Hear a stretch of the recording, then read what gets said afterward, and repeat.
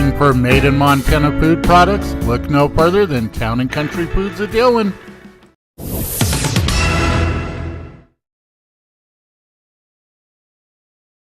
Has your vehicle become less of a dream ride and more of a headache? Well, come on down to Dream Motors, where we have that dream vehicle you've been searching for.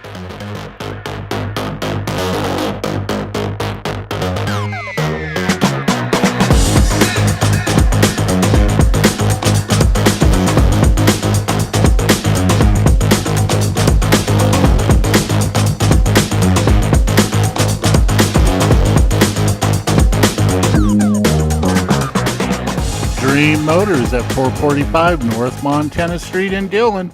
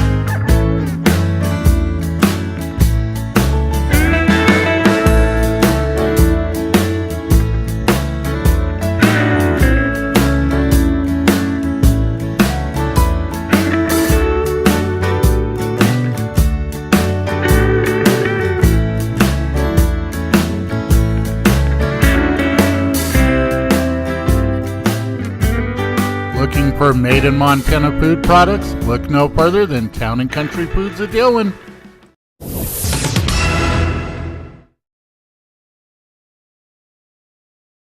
Has your vehicle become less of a dream ride and more of a headache? Well, come on down to Dream Motors, where we have that dream vehicle you've been searching for.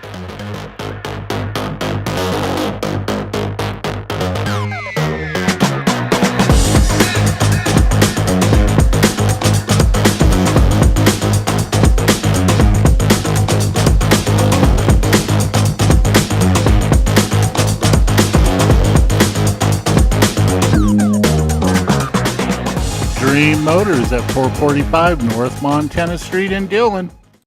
Approval of the September 7th public hearing minutes for the tattooing and piercing. Move to approve the minutes for September 7th on the public hearing. Piercing tattoos, one on the marijuana, definitions, and the budget. Second. It's been moved to accept the minutes for September 7th for the public hearing for tattoo and piercing, the definitions, and the budget.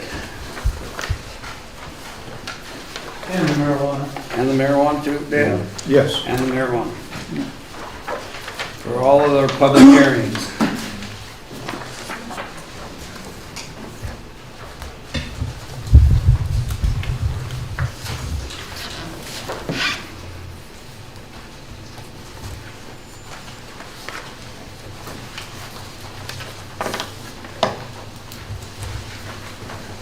Call for the question? Question's been called for to accept the minutes on a public hearing for tattoo and piercing, marijuana, definitions, and the budget. All in favor say aye. Aye. All opposed, the same sign. Minutes for our public hearings passed unanimously. Next, the regular council meeting minutes for September 7th. Move to approve. Second. Been moved by Dan, seconded by Diane. Correction on page 2, item number 2 under Marta Farmer. Come down the 1, 2, 3, fourth page. The fourth page would be the fourth line towards the right hand edge. There is a B-E-F-O-E-R. Before, whatever that is. I think it's supposed to be before. Oh. Yeah. Maybe that's a European spelling, I don't know.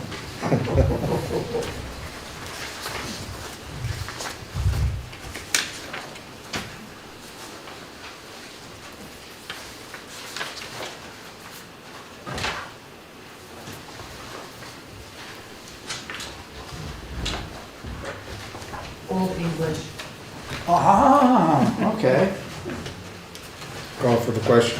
Question has been called for to accept the minutes for our September 7th regular city council meeting. All in favor, say aye. Aye. All opposed? Minutes are accepted unanimously. Next one, there are minutes for our special meeting on September 9th. Move to approve? Second. Been moved by Diane, seconded by Dawn.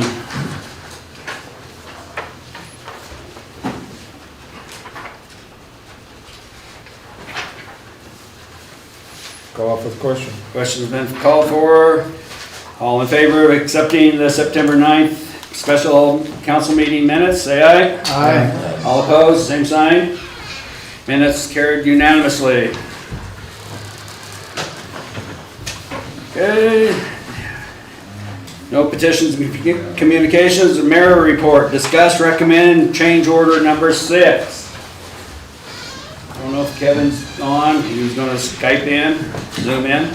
He was on. It was there. Oh, there he Oh, is. there it is. There it is. We have questions that he could answer. Mr. Mayor, we don't have the water sewer committee meeting minutes in our pamphlet yet that's concerning this change order. And I think we should table this item until those are in our packet for us. Second that motion.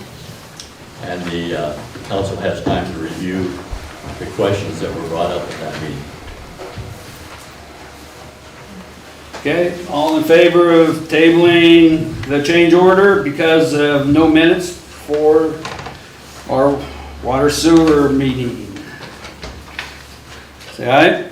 Aye. All opposed, same sign. Okay, it's gonna be tabled until we get the minutes for the water sewer meeting.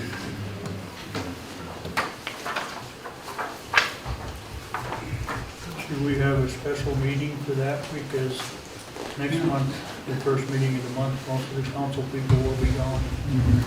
So we can set up a So maybe if we could schedule a meeting for next Wednesday? next Wednesday. Well, it would be, have to be on Tuesday. The meeting starts Wednesday, our sessions start Wednesday at 1. That's 2 weeks from now. For 2 weeks. Two now, No, I yeah. said if we have a special meeting, maybe next Wednesday. Does that work for everybody? Or Instead of having the first meeting of the month on Wednesday, the 5th, wouldn't it be more prudent? I mean, we'd have a quorum and everything if we had it on Tuesday, the 4th.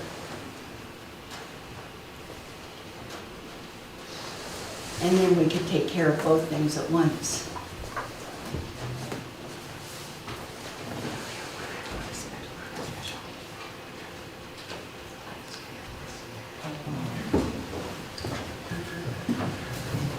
I guess I was thinking if we had it on next Wednesday, though, we would have time for the finance committee and everybody to deal with whatever is approved, because I would suspect if we deal with this on next Wednesday at a special meeting, there'll be time for the finance committee to meet on anything that's been approved to send forward to the council to approve payment. You know what I'm saying? I mean, I don't know. I do understand. I've looked at that, and some of the stuff I have issues with, and I'm sure other people have issues with, but some of this stuff is Legitimate. legitimate stuff, and they should be paid to that as soon as possible, so I would make a recommendation to try to have a special meeting by, well, it'll have to be the finance, well, no, I guess the finance committee can approve the minutes, or can approve the minutes at a special meeting, and we'll deal with that. Well, the finance committee will meet the next day. That's what you're reference to. No, I mean, excuse me, the water and sewer committee. Can you approve your meeting at a special meeting and then deal with, because that'd be 2 items. So can you guys maybe have a special meeting to approve your minutes Yeah, on Monday morning, so they're making the time for the packet on Wednesday? yeah. If you could do that, then we could have a meeting on Wednesday, and then we can go over this and approve what we're going to and complain with you all. Yeah. And that way you'll have time to have everything in before the finance committee meets. Or will they still? I don't know. I just haven't looked at the calendar. Well, and Mr. Chair, I think it should be noted that my esteemed colleague is asking all of us, including himself, to bend over backwards for these folks. And I hope they appreciate that.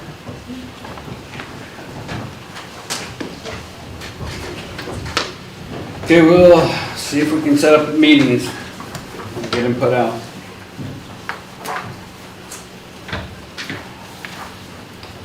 Okay, next one, citizens' requests. I just have one thing on the 729. Move it. Approve first?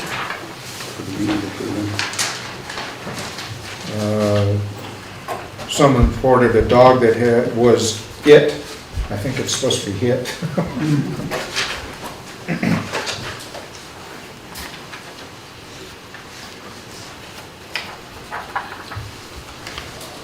Mr. Mayor, has the great majority of these are animal complaints. Have we yet to issue any citations? Pardon? No, we haven't. No citations. No. Also on the bottom of page 3, the very last item, the pothole on Glendale, Arizona, that's not a pothole, that's actually a ground sinking. We have to do some major construction there to repair that. There's a culvert goes underneath the intersection diagonally, and that is failing. That's what that hole it suffers through. It's more of a sinkhole than a pothole.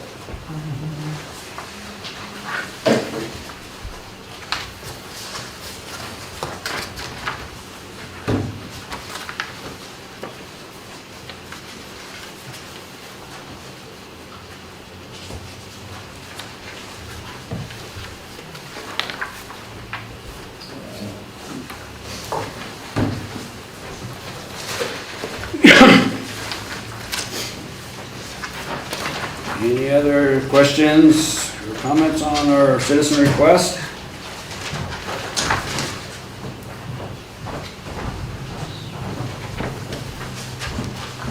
If not, we'll move on. Accept Matt Kenworthy's removal from the Library Board of Trustees. Mr. Mayor, I think that's resignation from and not removal from. He didn't resign, they removed him. I understood he resigned. So No, they removed him because they couldn't get a hold of him, I think, and they said they removed him. I know he sent a letter requesting to be removed. So. Okay. Did you receive a letter? No, Okay, so Matt no longer lives in the county, he has moved, so he can no longer be on the library board. And so he had missed 3 consecutive meetings, and as per our bylaws, we were able to vote him off the library board as a removal.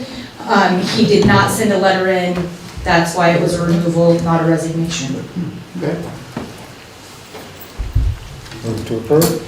Second. been moved by Dan, seconded by Don. Any other questions?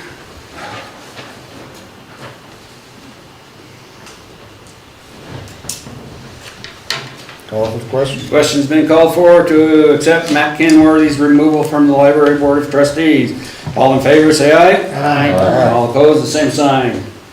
Mr. Kenworthy is removed from the Library of Trustees. Next one, accept Charlene's resignation from the Library Board of Trustees. Move to accept. Second. Been moved by Diane, seconded by Russ.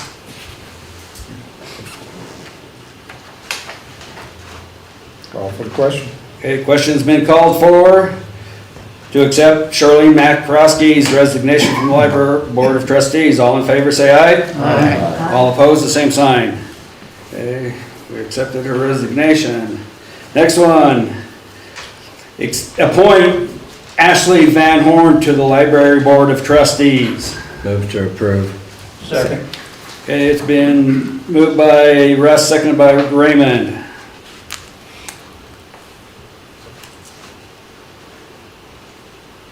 Call for the question. Okay, question's been called for to appoint Ashley Van Horn to the Library Board of Trustees. All in favor, say aye. Aye. All opposed, the same sign. Okay, Ashley Van Horn is gonna be on the Library Board of Trustees. Next one, appoint Ben Kennelly to the library, what is it? Keneally to the Library Board of Trustees. Move to approve. Second. Been moved by Dan, seconded by Russ. Call for the question. Question's been called for to appoint Ben Keneally to the Library Board of Trustees. All in favor, say aye. Aye. All opposed, same sign. Mr. Keneally is part of the Library Board of Trustees. Next one, appoint and confirm Sky Jones as our new city attorney. He's in there in the audience. I don't know if you guys want to ask any questions of him? Move to approve. Second. Okay, it's been moved by Dan, seconded by Russ. guess- Mr. Mayor, could we have Mr. Jones stand and tell us a little bit about himself? He's a man of many words. I'll keep it brief. Members of the council, I appreciate your consideration here this evening. I know I haven't met most of you. Look forward to spending time with each one of you individually and as a group to help advise wherever you feel the need. I didn't grow up in Dillon, Montana, but I grew up in a small farming and ranching community, and I feel like I have the same kind of values that I would have had I grown up here. Dillon feels like home. I plan on being here for a really long time, and would appreciate your consideration. So thank you very much. If you have any questions, I'm certainly open. I do have a few questions. So where did you grow up? What brought you to Dillon? Where did you go to law school? And what is your prior legal experience? Got it. Born in West Texas, 6 generations on a cattle ranch out there. My father still ranches in that area. Raised most of my life in New Mexico. Got up here to the great state of Montana to go to law school over in Missoula after college. And then after graduating from there, practiced law all over the country, doing a lot of oil and gas work. Pennsylvania, West Virginia, Tennessee, New Mexico, Texas. But ran out of excuses to stay away from Montana in 2009. And so was fortunate enough to move back up here in 2009. Worked at a law firm in Bozeman after I sat for the Montana bar. And practiced a wide variety of areas of practice, from family law to criminal defense, to some land use, property, civil litigation, a lot of contract negotiations. Like I said, just a wide variety of areas of law. And that's something that I've always enjoyed, a little bit of variety, which is something I'm really looking forward to in this position. And what brought you to Dillon? We were living in Bozeman. My wife was a dietitian at Montana State University. Applied for and got the director of dining position here at the university. And I was, when she asked me if we could move to Dillon, she looked over and I was already packing a bag. So I was ready to be here. And brought our 2-year-old son, Murdoch, and looking forward to raising him here along with whether it's going to be a son or a daughter, not sure yet. Won't know until January when he or she gets here. Congratulations. Yeah, that's how we got here, and I feel very lucky and blessed to be in a community like this. Welcome. Thank you very much. Anything else? Well, my door will be open, and I hope that we can certainly work together to make sure that Dillon continues to be a great place to raise a family, where I hope to raise mine. So thank you very much for your consideration.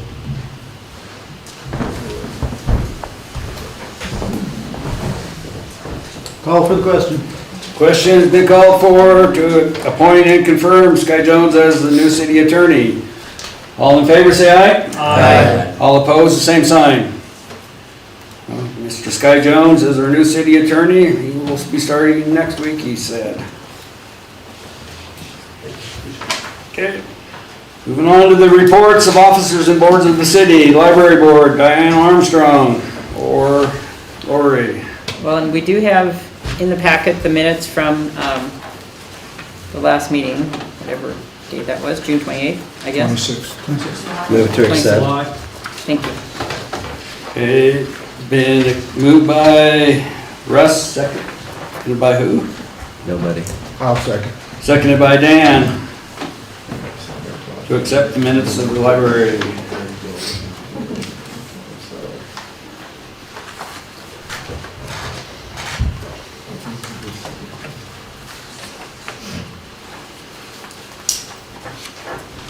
Call for the question. Question has been called for to accept the minutes of the library board. All in favor, say aye. Aye. All opposed, same sign. The library minutes have been accepted. Okay, and Lori's here. Do you want to report anything, Lori? So I have a couple of reports and just a few questions. By the way, thank you for approving my trustees. I'm excited to have a full board again. And thanks for approving such a competent sounding attorney. I'm excited about that, to be able to work with an attorney for the library. I have a question on our wages. So as per the city's request, we met as a library board on August 12th, and my trustees signed a document stating that we would, what our wages should be. At that meeting, they signed the document, turned it over to Cammie's desk. At our August paycheck, we did not get our back pay to July 1st. And so I did come down to City Hall and I talked to Cammie, and she said the mayor has to approve it and let us know. So I just wanted to bring forward that according to Montana Code Annotated, it's the library board that sets the wages, and they did sign off on that. And so I'm asking you guys to approve our wages to get back pay to July 1st. That would be great for my staff. They're looking forward to it. What did the agreement from the board of directors say? When did they indicate that change would be effective? July 1st. That's in our meeting minutes from August 12th. And I have those here. It states, sorry, unclip it. It's easier if I unclip it. So, that one's not July 12th. That one's our trustees, which we approved, so I don't need that one. The Finance Committee has proposed raises for the staff. That will be approximately $4 per hour per person based on where they fall on the pay scale chart, and a 50-cent hour raise for the library director to begin July 1st, 2022. That was the sentence. There's more that goes along with it. But that's in our August 12th minutes, so Which we haven't seen yet. you guys haven't seen yet. And why haven't we seen those yet? Because we approve all of our August minutes at this next meeting next Tuesday, this coming up Tuesday. So that's not an official then, at this point, you're saying? Okay, but they signed a letter stating that the fiscal year starts July 1st and signed that document, But which it hasn't been actually. approved, so it isn't. Yes, it was. It was, that one You was actually haven't approved. approved your minutes yet. Right here, this letter stating that John Gary signed from the library to the city as per the Dillon Public Library Board of Trustees salaries and wages as follows. Talks about it, fiscal year 2022-2023, which begins July 1st. This is our operating costs. He signed it. This went to the desk. This was approved by my board and sent in for this reason on August 12th. I dropped it off on her desk on August 12th. So yes, this was approved. The minutes from that meeting, we did this so that it was immediate, and these will be approved on Tuesday. I can get them to you. But this letter is what you requested for our wages to go into effect. Right here is what the Finance Committee requested, and it was done before pay wages raises ever went through. Because our the 25th is when we had that stuff in by? It was August 12th. Okay, so all we're missing is the mayor's signature of approval, is that right? No, the mayor doesn't approve anything. As per Montana Code Annotated, right here, it states, the Library Board of Trustees shall have exclusive control over the expenditure of the Public Library Fund, of construction or lease of the library buildings, and the operation and care of the library. The Library Board of Trustees of every public library shall. And then it talks about adopting the bylaws and things like that. Correct. So Montana Code Annotated states that they have the power to set our wages. That's So that's why we signed this letter and turned it in, so that our wages could go into effect. That was the whole point of us meeting on the 12th. Okay, I'm not addressing this to you at this point. Mr. Mayor, do you need to sign something so they can get paid? I've talked to Cammie and approved it back. Okay, so that's where we're at with that. Okay, so I just want to let you know though, according to Montana Code annotated, he does not approve anything. The finance committee already approved our budget. Our budget was approved on what date, you guys? What date did you guys approve the budget for 2022, 23? Or 23, fiscal year 23? No, that's not what that means. No. Like, I mean, that's your part is approved. I mean, he has to approve me doing that. Like, he has to say, Kevin, you need to do this. That's all that means. He can't approve like all of your stuff, it's already approved, obviously. Correct. He just has to say, can we do this? This is all on our end, that's why it doesn't apply to you at this moment. Yeah, that's it. So you're gonna get it, you're just not gonna get it tonight. That's No, all. I don't want it tonight. I'm requesting it for this paycheck that is coming up Yeah. for my staff. Yeah. That's why, I mean, that's one of the requests that I have. Yeah, as soon as we get the paperwork on our end done, you'll get it. Okay, so, okay, I'm just still confused about the paperwork on your end. It's our side, not your side. Your side's fine. Okay.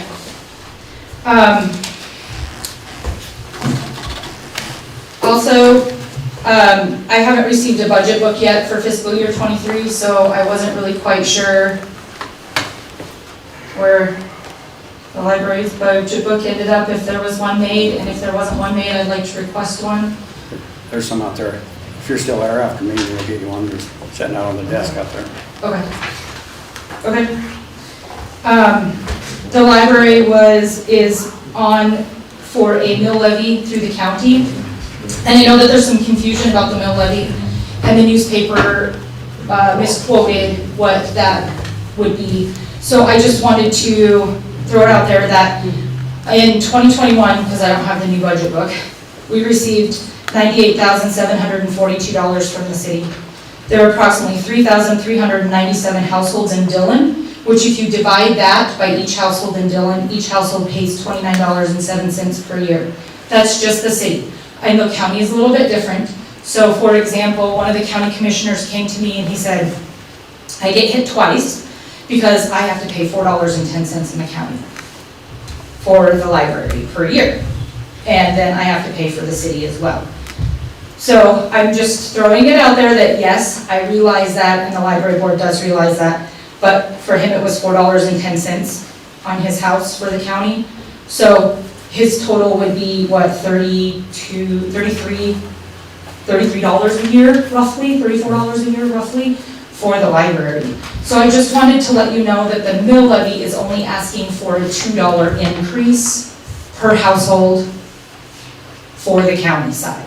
$2 per 100,000. Which also applies to the city. No, Yes. That's the way the mill works.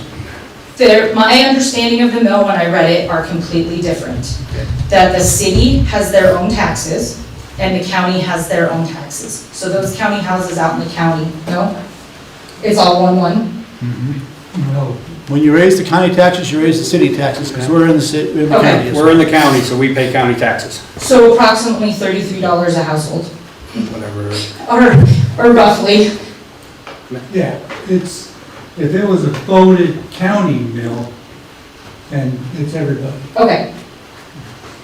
So I just wanted to throw that out there, that we're asking for $2. So, I know that there was some miscommunication, and it was, some people, like when the newspaper put it in there, they said an additional $10.80 on your taxes, and it's not.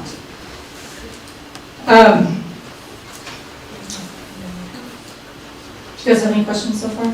Isn't that the official ballot wording What? that you're in reference to? No. The last Tribune? Yeah, from the Tribune, so they said an additional $10.80, and that's not what it is. It's not additional anything, it was worded wrong, like she worded it wrong, and I talked to Casey about it, and it's, right now, so that was a $200,000 home, right? And they pay $8 right now and 20 cents, or something like that. It would be $10.60, so it's literally $2. So you're saying the wording that you're going to see on your ballot is incorrect? No, just the newspaper was incorrect. Well, the newspaper quoted what's going to be on the ballot. That's what I'm saying. That was Okay. my understanding. Mr. Reagan, is that correct or not? I did not write that ordinance. It's my copy. Run, man, run! pretty quick there. Well, I knew what was coming. Yeah. No, I've talked to Casey about it, and she said that she did look it over, and she did a retraction on that. So I don't know if when the retraction came out, I can talk to her again. She said it came out in the next paper from when I talked to her. So there is a retraction on that. It will be literally $2. Let's see. We have an escape room coming up in the next 3 days. It's on Thursday from 4 to 8, Friday 10 to 8, and Saturday 11 to 8. During those times, our library will be closed to the public. We tried to stay open one year, and we had somebody mess with the clues, and they couldn't complete the escape room. So we do close to the public, but if anybody would like to come and try to get themselves out of the library, it will be a lot of fun, and you can call the library to sign up for that.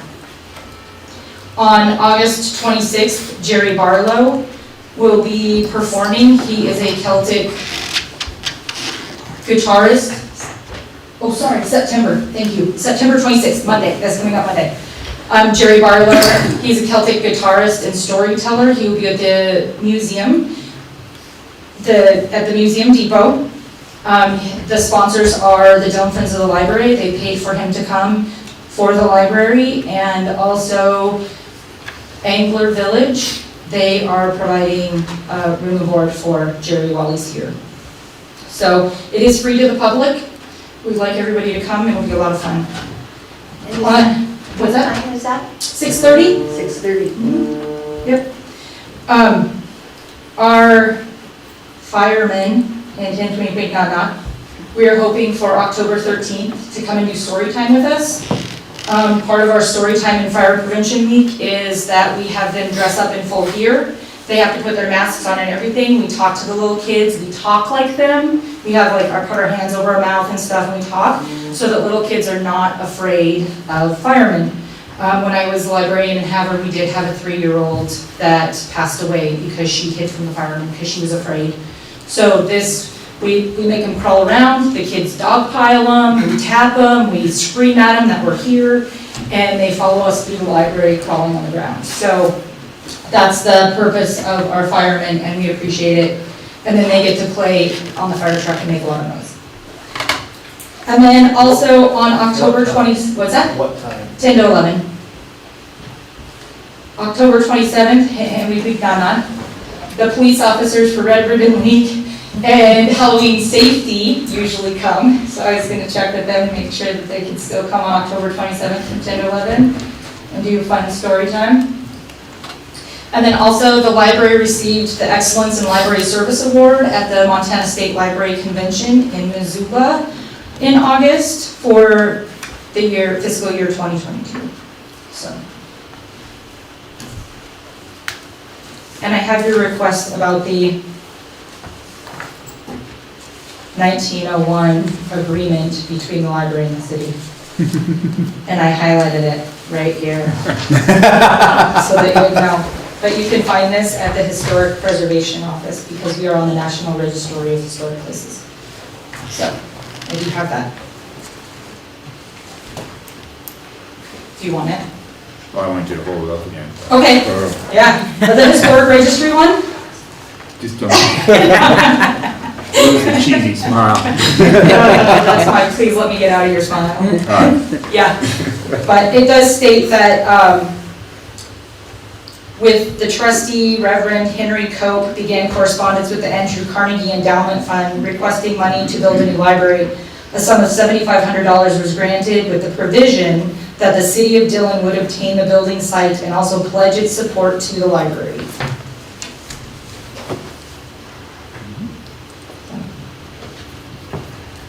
Does anybody have any other questions?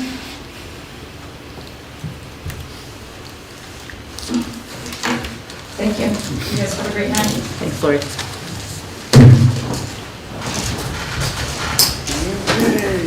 Moving on then, the attorney, Marta Farmer. I thought this would be my last meeting, but it said Brandon's gonna rip me into one more. That's sitting here thinking, how many meetings are we having next week? We just like to see your smiling face. I'll be happy to be at that one. All right, so there has been and this is more to make council aware, there has been a claim filed by Mr. Freeman with MMIA. So council, please refrain from speaking to Mr. Freeman about the case. That comes from my office requesting it, and also MMIA, since it is an active claim. Moving on, Tully Springs, we do have there's one item missing that they're still waiting to get information on in that contract, but that one's really close to wrapping up, and I'm hoping when I will be filling Sky in on all of these issues next week, so we have an overlap, that way we can transition him in and he can pick right up where we left off. So you'd be here an extra week then? So you'd be an extra week filling him in? Let's see, we are also awaiting back a response on that Hayden Barth lease that we've been talking about in Streets and Alleys. The county case, they're still gathering some information for us about the existing water line that runs out to the vet's clinic. So we are working with them closely. I'm working with their attorney and the mayor gathering up some information so that they know everything they can about that line. Let's see, for the Shuett matter, that was resolved, and as of today, the criminal charges, they've been sitting there still, so those got dismissed because they resolved that within May. So just wanted to let you guys know if you have anything on that. That's out of the office. We've been discussing a lot with Mr. Winland, I think I saw him sneak in, for the West Side Addition agreement and reviewing some issues with that subdivision and some road changes. That's been going on in Street and Alley. We were going to have a meeting this week, but My bad. Mr. and I didn't make it, so that's rescheduled for this coming week too, right? Yeah. Over my time here, we've conducted, the city attorney's office has had, I think half a dozen trials. We've had all bench trials, except we did have a jury trial last week. I'm happy to say that we've had all guilty verdicts this year so far at trials. I owe that mainly to my police department for doing such an impeccable job on those cases and on testifying. We've had some good wins, so that's been a joy working with them. Whew. All right, I can get through this. Some closing thank yous. Council, each and every one of you. I know some better than others, and I will miss each and every one of you. And all of the fun that we get to have together here twice a month, 3 times a month, and the board meetings in between.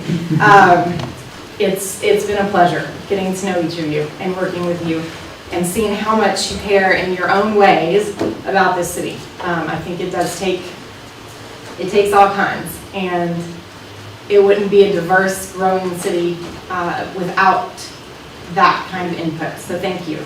Todd, you're a pleasure. I think Todd and I sit next to each other in every meeting. BJ, same. It's been a pleasure working with you and assisting with questions about the fire department and all that. Chief Alvarez, also been a wonderful working relationship for 5 years. It's nice to be on the same side though. But I have to say, it's way more fun to cross-examine Chief Alvarez and direct. You just don't get to have as much fun. Deb, she's not here with us tonight, but Deb's a pleasure. She's a real gem here at the city. You guys have a really quality human being working there, and Mr. Mayor. It's been an absolute pleasure. So thank you. And Kimmy. Don't want to forget Kimmy down here. But yes, thank all of you. Thank you to each and every one of you for all that you have done to contribute to my time as a city attorney, but also my time here in Dillon.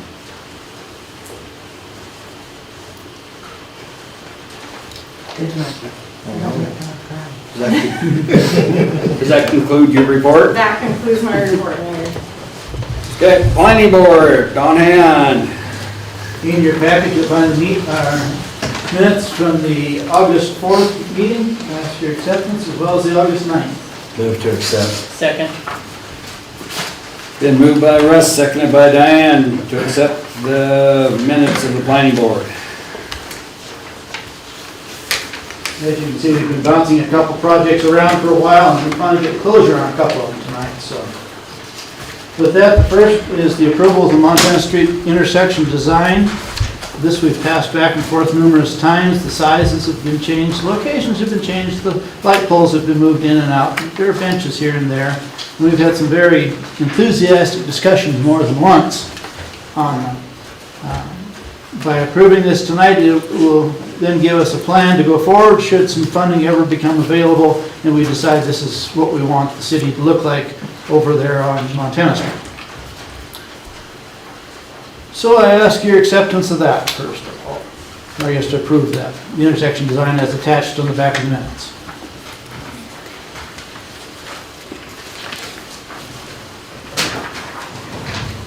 I move to approve. Second. Okay, it's been moved by Mary Jo, seconded by George, to approve the Montana Street intersection design. I think it's important that everybody understands that this is just for the plans. This is not to do with the project. This is just to get the plans. It is not to start construction on the project. That this gives everybody a place so that you can go after funds. Without these plans, it would be hard to go after funds. One of the questions that I know I asked earlier on too was could these plans also be moved down to Idaho Street? And the engineer said no. So either you use them here on Montana Street or you don't use them at all. So it's, And that figures 80-some thousand, yeah? yes, And if you don't approve it, you gotta pay it back? Yeah? about half of it, yep. And you don't have that money, do you? Nope. So you really gotta accept it and move on. Then we have a motion within a motion, Yep, Mr. Mayor. first we need to accept the minutes. If we have a question. Call for question. Question's been called for to accept the minutes of the August 4th and the August 9th meeting minutes. All in favor of accepting the minutes, say aye. Aye. All opposed, the same sign. The minutes been accepted. Now there's a motion to approve the Montana Street intersection design. Any more discussion on it? Are these going to be as narrow as what's on Banning Street now? Yes. Narrow Designed to work. not be 6 feet or less. Yeah, they've all been resized. And if you look, all the business owners are supporting it as well. Well, most of them anyway. Most. However, you need to realize too, these bump outs are an additional investment in time by the property owners too, because they have to take care of them as far as snow removal and this kind of thing. So you're asking those folks on the corners to do additional work. So the light poles they got there, are they gonna be moved in? So they're Yes. not run over every time a truck comes around the corner like they are on the other side? Yes. The original thought was they're gonna move the light poles back behind the benches, so you gotta run over the bench first. Well, that won't take much. But they did not change the light poles out for a more cost-effective one. Those light poles are about $8,000 a piece. Our normal light poles are about $2,000. And there was no mechanism for funding that should they get hit. I just know how big of a pain that is, to make that corner down there. Especially if there's two people in the train, you can't, I've practiced today, I was down there and it was a matter of somebody having to wait for this guy to get out of here, so a truck and a trailer can get around the corner. And that's a 10-foot bump out. And these are gonna only be 6. So, Well, the one side is pulled into 8, but pardon me? the one side is pulled into 8. Oh. While the rest of them are 10s, yes.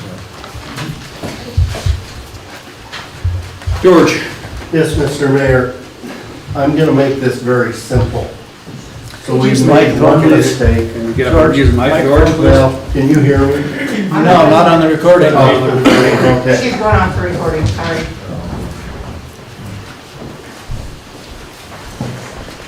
George Warner.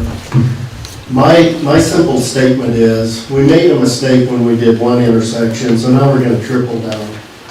I mean, it's ridiculous. We've all seen incidents at that intersection that we currently have that are dangerous. Not inconvenient, but dangerous. And now we're gonna triple down with a similar design. I mean, what are we gonna do? Transfer the traffic down to Idaho from Montana? Because you cannot put trucks in. We've already experienced damage there. There's incidents in the winter time where you have to pile the snow someplace and you end up going into the wrong lane. There's no way to make the corner. And this is when you're heading west. So I know it's pretty, but if it's not practical, it's not gonna work. And there will be more than just the expense of building the intersections. I didn't even know these were coming up today, or I'd probably been even more prepared. But to make it very simple, we're gonna triple down on a mistake we've already made. That's all I have to say. Thank you.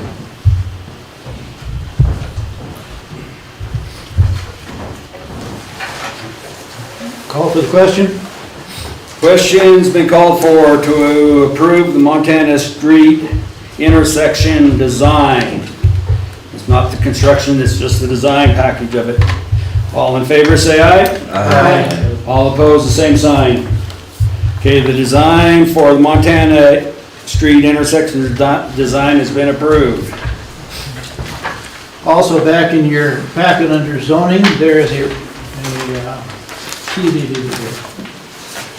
I gotta move back to it, 1 second. Okay, resolution 1422. Let's see, that's not the right one. A, there it is. 1431A. That is actually a planning issue, not a zoning issue. You got put the packet in the wrong place. It's a combined meeting. Is that what you're doing on that one? Yes, for zoning and same time. Okay, then perhaps the resolution needs to be rewritten a different way. So that it expresses that. Because apparently the original meeting that we had, we didn't meet the publishing requirements, the 48 hours. So we get to do it again. That's what this one's about. No, it's not, it didn't get published. We didn't need 48 hours. Well, somehow we didn't get the publishing requirements met, Correct. or some way. So we'll try it again. So I ask your acceptance of that as well. Which resolution? This is resolution number 1431A as in Adam. It was back with your zoning packet. Yes, for the solar homes, Blacktail Solar Home subdivision. Move to accept. Second. Been moved to accept by Russ, seconded by Diane. I guess I didn't understand this resolution. It is our intent to approve the Blacktail Solar Home subdivision. Great, that's wonderful. But then it goes on, and this resolution is to create a public hearing. That is correct. I assumed that the planning board or the zoning board made the decision on whether to approve something or not approve something after a public hearing. Correct, but the public hearing that we had was illegal because it wasn't properly noticed. Or published, sorry. So that's why we have to redo it. I agree with the, we should go ahead, I just think the wording on this is very,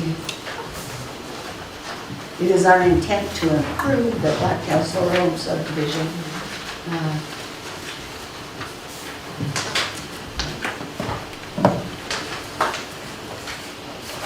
Call for the question.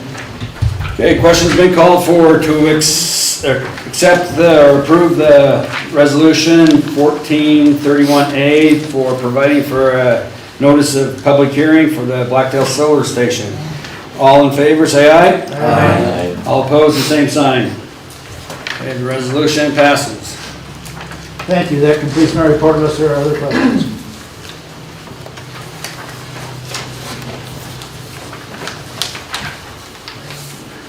Okay, no questions. We'll move on to our zoning commission, Raymond Graham.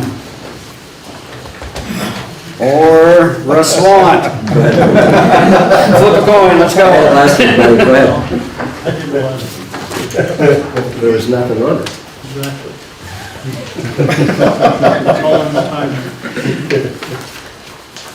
So truly before you folks, you have the minutes from the meetings of August 5th, August 23rd, August 23rd, for two special meetings, public hearing, and the minutes of the regular August 23rd and August 13th for your approval. Move to accept. Second. And moved by Dan, seconded by Diane, to accept the minutes of the zoning commission. On the minutes transcript of August 23rd, 2022, in the last paragraph under Todd Hazebaker, directly under the word Hazebaker, there is a "way" in there. And "way" they're doing, I don't believe "way" is the correct verbiage there. Where's that? Under Todd Hazebaker, under Hazebaker's name, the next line down, starts out with "and then there's the word "way." Why? Public hearing. Oh.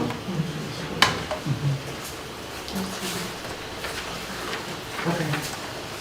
Have that. Like Diane said, I think "why" is the correct terminology there instead.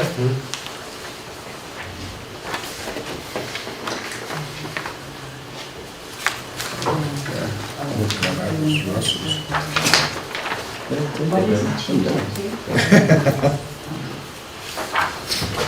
That was the only correction I noticed in this fourth.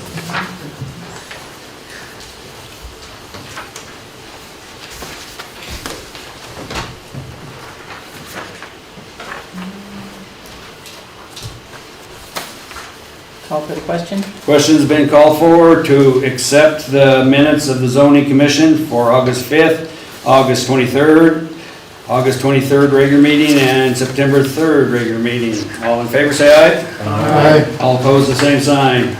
The minutes have been accepted. Also in the packet is resolution number 1422A. The resolution of the City Council of the City of Dillon stating the intent to consider annexation of a tract of land owned by Ronald Swenson, providing for a combined hearing, the question of annexation, which is attached to resolution 1422A. Move to approve. Second. Been moved by Dan, seconded by Don to approve the resolution 1422A.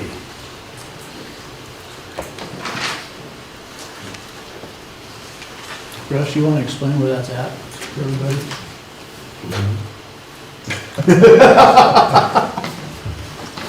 I'm serious.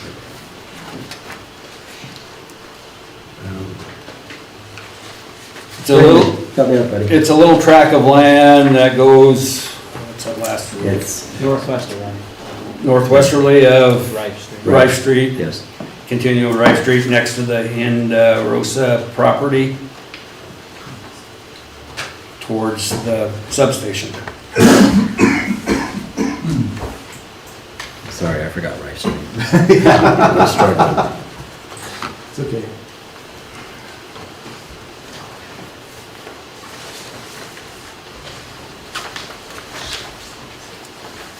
Call for the question. Question's been called for to approve resolution 1422A. All in favor, say aye. Aye. All opposed, the same sign.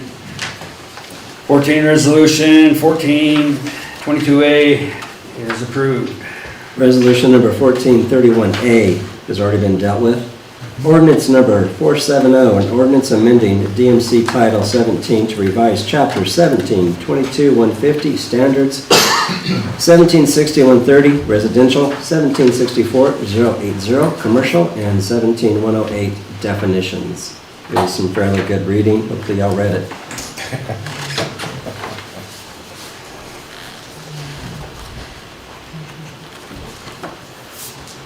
Move to approve? Second.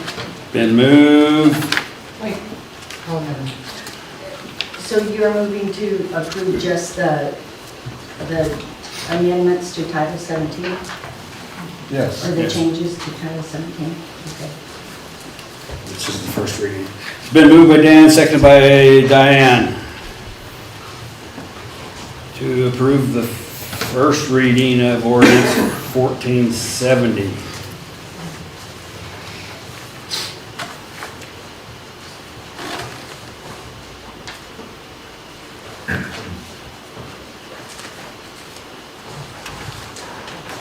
Didn't realize you guys became Mr. Webster's stepchildren.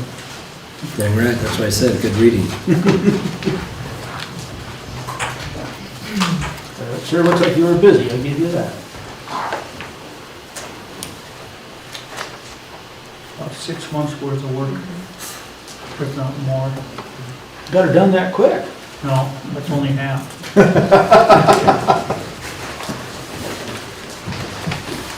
Call for the question. Question's been called for to accept ordinance 470. First reading, all in favor say aye. Aye. All opposed, same sign. Nay. Okay. It passes 7-1. And that concludes my report. Thank you.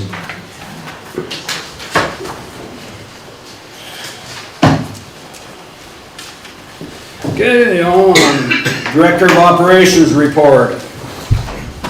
Thank you, Mr. Mayor. I really don't have anything to report, we're just plugging along the city with various projects. I'd like to thank Marta, that's all I'll say. Before I become a blubbering idiot like I do.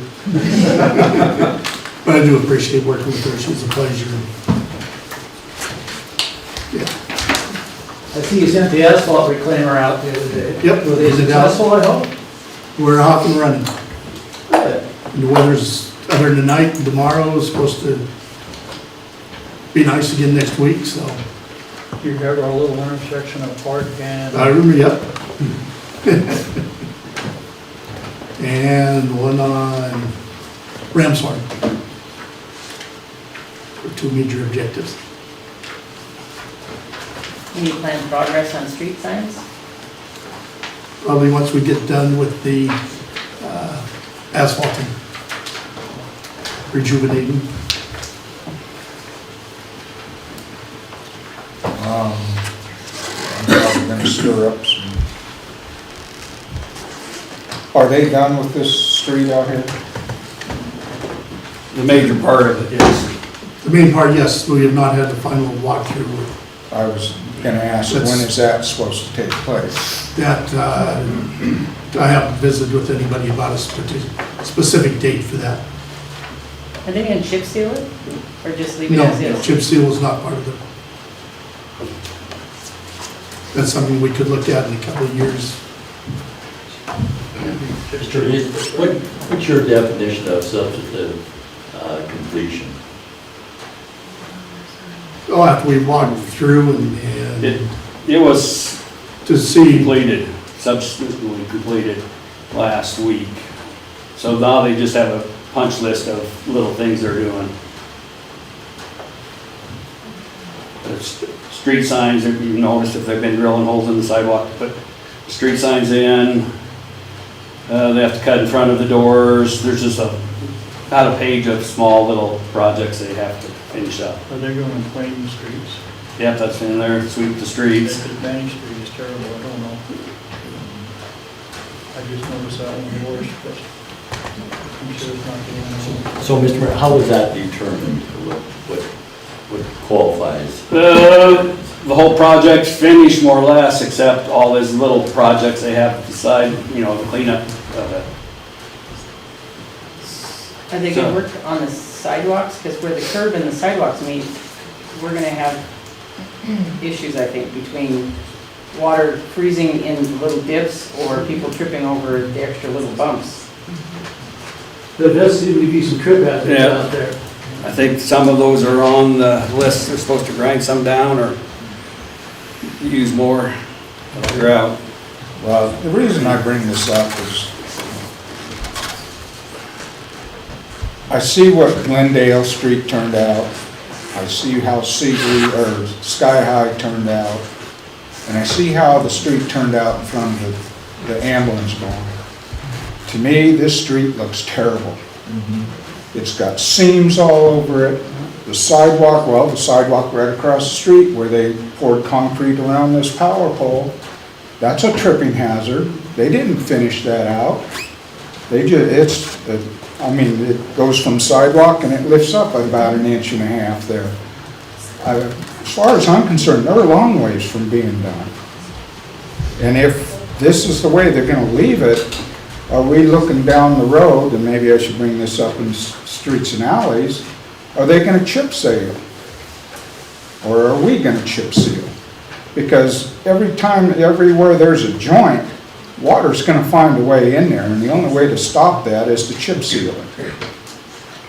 Now, why spend this kind of money and have it look like this and not do something down the road? Otherwise, in 4 or 5 years, we're gonna be having the same problems again. And I'm upset. I don't think that they did a very good job, as far as I'm concerned. That's all I have to say about it. Let me share an interesting story with you. It happened to me, humor this.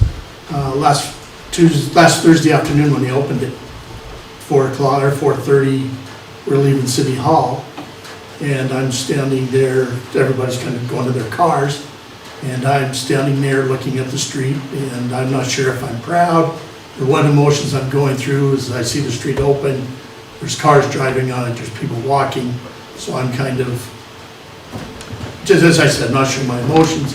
And then I notice there's a truck that's coming this direction, old truck, I don't recognize the truck, don't recognize the driver. Driver pulls up out here in front of me, rolls down his window, looks like shit. Rolls his window back up and keeps on going. So that was my first report of the project, so you're not the first one, Dan. Don't know who the gentleman was, but he let me know. Mr. Mayor, I guess I don't want to pile on this, but I do think that there are some real safety concerns with this job, and it is right here on Idaho Street, not on this block, on the next block, and on the block, especially the next block, where across from Debbie's store and stuff.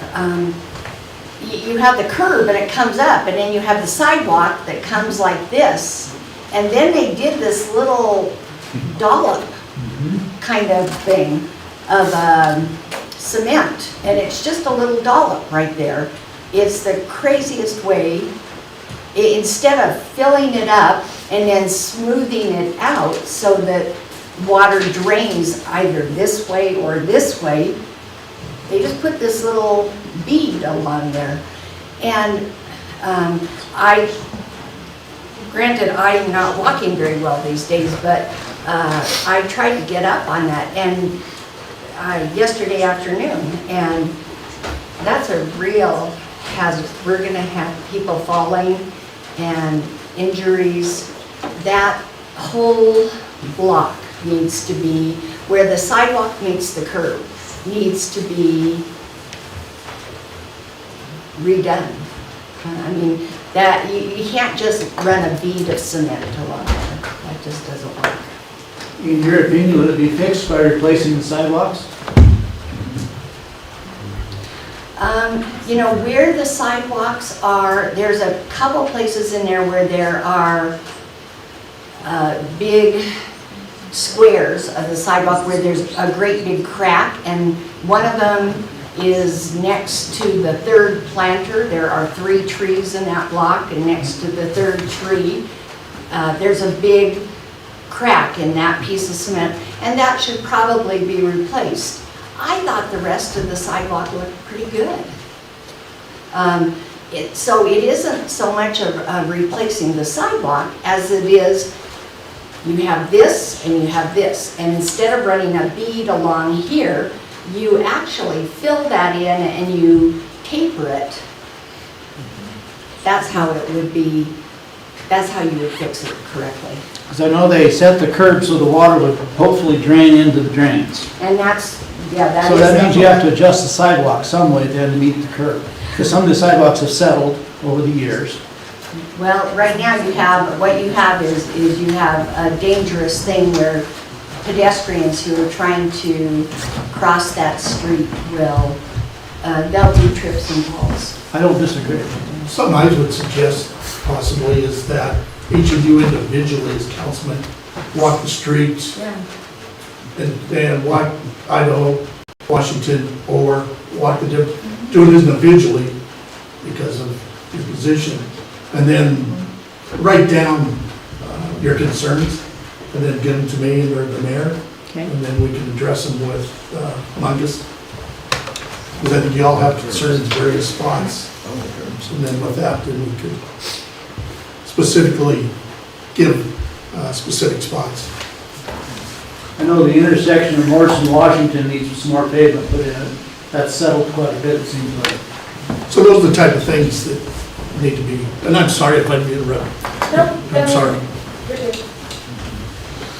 But yeah, those are the type of things we need to know about. Or if there's a low spot in the middle of the streets, it's going to become an issue when it rains and it freezes. In the morning, we need to all drive around and look at what below Fort Park is raining right now. Yeah. And test the drain. I know there's one, I'm not too sure if there's storm drain right out here, actually the water is running down, headed down Center Street that way. I don't know if there's a storm drain right there. I believe there is. There is on the corner by, It's on that corner, but no, it was running on this corner down. there's one on that corner by the church parking lot. And the church right there, across from Pioneer Federal. Oh, There's a drain there. Those are the type of things you need to write down so we can evaluate and look at it. I'm sorry. Excuse me, Ms. Mayor, I would just say, I don't think this project has that to came to a completion until we reach that point where maybe we're down to 2 or 3 things that, you know, but if the whole group agrees that all these things need to be changed, we're not nearing completion. So I think we got to reach that point before, because they were on a deadline, and that wording is really important.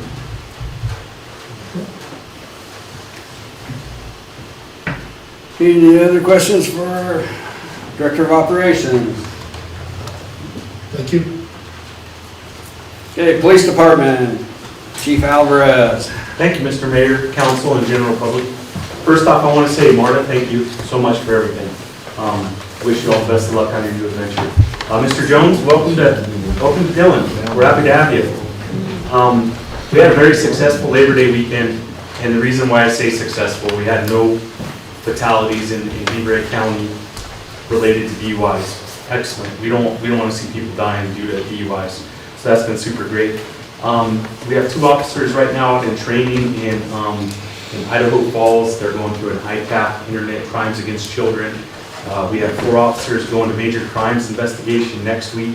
So we got a lot of guys out for training. I see a problem in the near future, and this is what the problem I see. I'm not Nostradamus, but there's an immediate hiring for 2 detention officers right now, and their starting pay is $21.80. Within 6 months, they're going to increase to $23.04. Based off of our pay scale, we start our officers at $20. And once they go to the academy and they have a year in and they're confirmed, it's $22. So I had an officer come to me who's a 4 to 5 year officer, and on our pay scale, he makes $23.35. He goes, I could go work in the jail for 33 cents less and feed inmates and watch TV and not ever have to go out to a deadly, dangerous situation. We invest a lot of money into our officers, and we have some of the finest officers in the state of Montana that I believe. And I'm really worried about losing them. And I don't know what to say. So I'm super concerned. If we have a mass exodus, I know the sheriff's department starts at 25, and I don't blame the guys if they leave. But if I lose 2 or 3 officers, I'm gonna have a very hard time fulfilling 24/7 coverage for the city of Dillon. So that's what I'm worried about, and it's just the hard, cold facts. So, Chief, if we matched what this county's paying, how much additional revenue would that require? it would require quite a bit. You know, we have a pay matrix, so, you know, probationary, you start at 20. Our 4 to 5 year guys right now make $23.35. So based off the matrix, you know, everything goes in, you know, twofold. So you start up at this wage, and then it just keeps going every year. So they did get a 1% increase. Unfortunately, inflation is not 1% at this time, and it's very expensive to live in Dillon. Our taxes have all gone up. Everybody's paying and sucking that burden up. Not just the PD officers, but everybody that lives here. All you guys, everybody. So yeah, it's tough. If you move your entire pay scale up so it matches what the county's doing, give us a number of what that is so we can see what sort of liability we're looking at. We're just match it. Definitely look at that.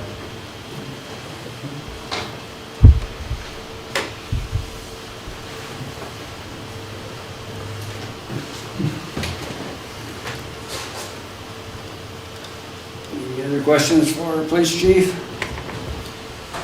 Okay, Thank you. you have any more? Oh, thank you very much. Okay, fire department, Chief Closey. Thank you, Mr. Mayor. And again, thank you, Marta, for everything you've done. Appreciate all the expertise and the laughs now and again. In your packet, I am asking for approval of the city clerk's report for the fire hall for August 2022 and approve the budget versus expenditures for the fire hall for August of 2022. Move to approve. Second. Been moved by Russ, seconded by Diane, to accept the city clerk's report and the expenditures versus, the budget versus actual. Is it the workers' comp still seems to be high?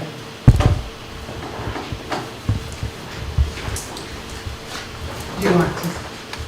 I, You want to tell them? go ahead. There was a cash out of some excess vacation days. And so it just needs time to catch up and flush out. But that doesn't count the workers' comp. Workers' comp? Yeah, workers' comp is 30% used, whereas other wage ones are 26. And last year it was like that all year long too. We had a different scenario You know, last I year. don't know that. Last year it was due, it wasn't all year, it was not It was due to the fire. until after the Yeah. fire season. This year, I don't It know, shouldn't be stirred up at all because I haven't done quarterly. yeah, this year I don't know if it's due to an increase, I guess I don't know. I don't know that either. I'll have to look at them. But I didn't think any of our rates increased for workers' comp this year, did they? Yes. Go with it. Maybe that's enough to do it. It just seems that 4% over the other two doesn't quite seem correct.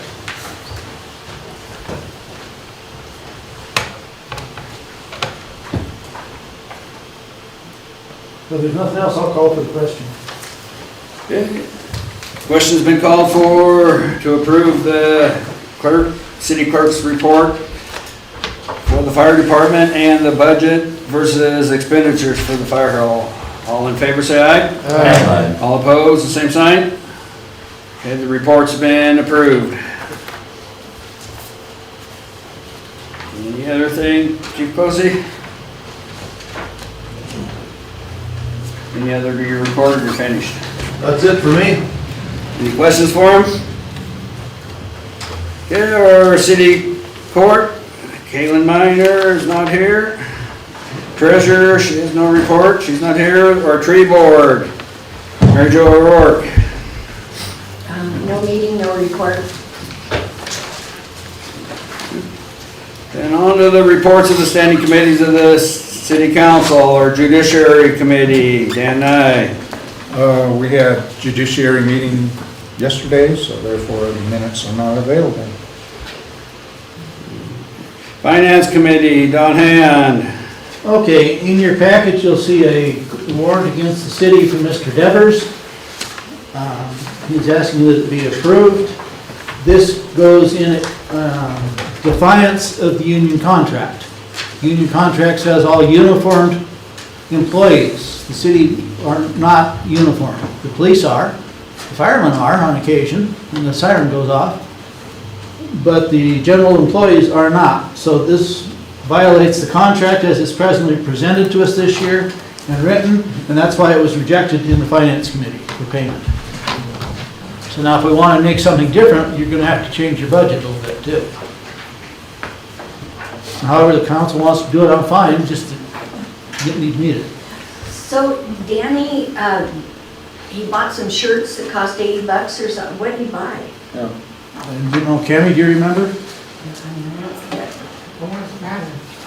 I'm trying to figure out what, did he need a new tie or a suit coat or, I'm trying to think of what the cemetery person. Clothes he wears. A lot of times they buy boots, pants, shirts, Winter clothing. winter clothing, yeah. And they're all very good at buying that stuff for work, there's no. In the past, we have allocated money for it, but in the contract, it specifically states that all uniformed employees, they are not uniformed. That's why we were talking informally about coming up with some kind of a uniform for the employees to wear, which would probably be proper, so you can identify them as City of Dillon employees when they come up to the door. Did all the, if we paid for their clothing in years past, did the employees understand that from this year on, or that it would only be uniformed employees? Was it just a mistake? I've been in a contract for the last 10 years, saying uniform contract or uniformed employees. Just this year, we read the contract. They're gonna change the wording, aren't they? Is that what the? Next year, they're gonna change the wording or come up with a uniform, because that was brought up and they, oh, yeah, it is there. Because before that, it said, had listed all the departments. Then it's about 10 years ago, it got changed to the word uniform employee. Can the City of Dillon really afford to buy all the employees' clothing too? To the tune of $250 an employee per year. For the outside employees, not the office staff, but the people that work outside that are working in sub-zero weather. Water, sewer, street, and alley, and then we'd have to provide them winter clothing that's appropriate, and if we were to provide them the uniform, is there cleaning? Do we provide the cleaning for the uniform? Do we have to provide them coveralls? Do we have to provide them Boots? winter boots? I don't know the answer to the question, I never got that far. I guess It's my a question huge- is, can we it's a big afford problem. that? It's in the budget. Yeah, we have. We've been doing it for years. $250 Yes. per employee. There's 5 of them, 6.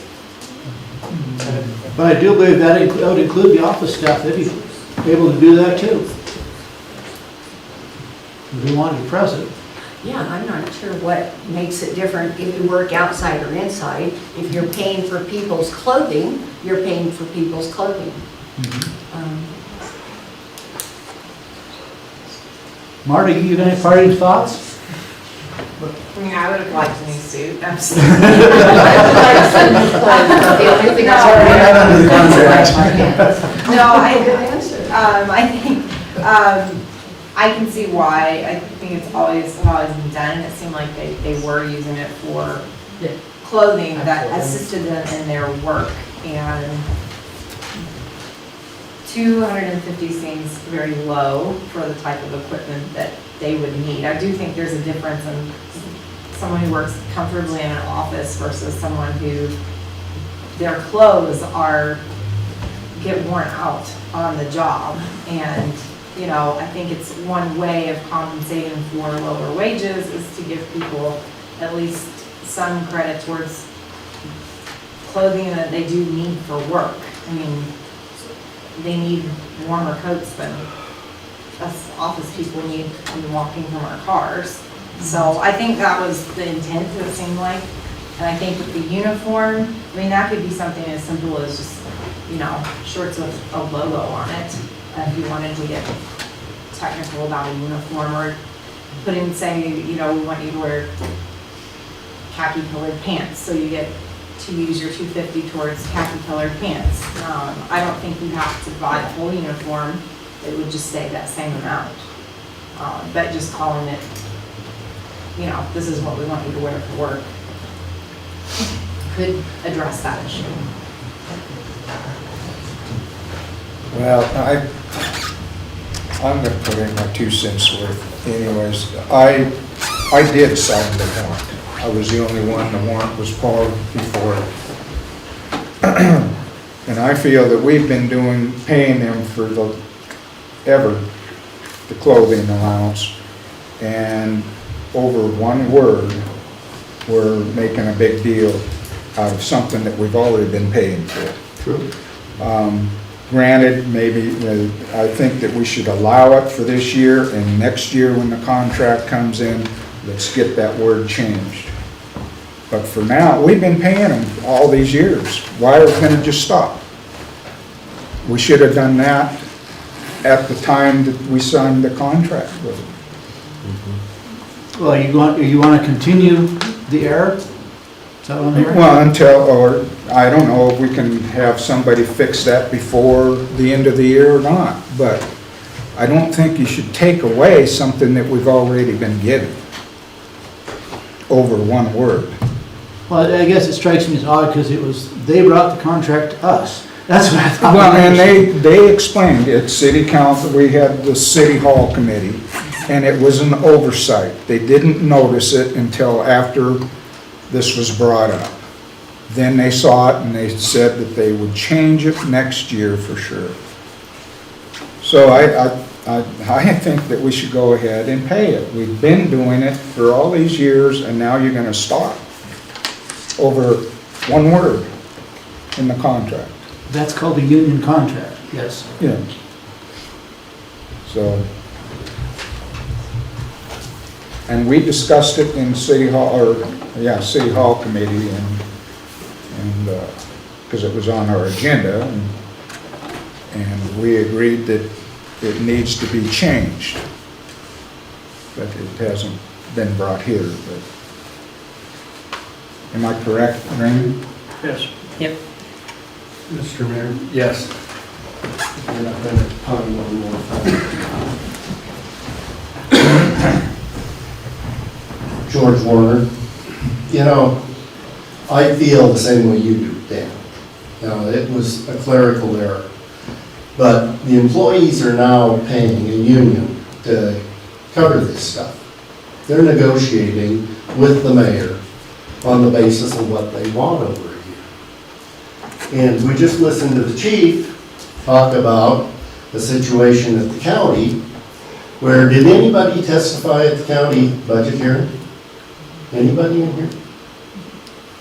Okay, they gave them some pretty good raises. That's also union contracts. It's not association like we had before, where the mayor was directly dealing with employee representatives without a union representative in there. And I'm in agreement, we've been providing it, we give it. But at a certain point, we have to look at what is it costing us and what happens when the big issues are on the table. I can tell you, the federal money's gonna run out. We've been darn lucky over the past 2-3 years with all this COVID expenditures that you haven't had to deal with this 2-3 years ago. But that's coming up. You're gonna be dealing with those kind of issues. And those issues are gonna be worse than what I was dealing with. And we totally renegotiated the contract with the police department 4 years ago. And there's a certain breaking point where the people that are paying these taxes can't cover what everybody wants. And that's coming up here shortly. I'm betting you're dealing with it next year, if not the following year. You're gonna be talking cuts, because you're not gonna have enough money. So, I understand what the chief's dealing with. It's tough. I dealt with it too. It was the same thing. We were rotating officers all the time, and paying a lot of money to retrain officers.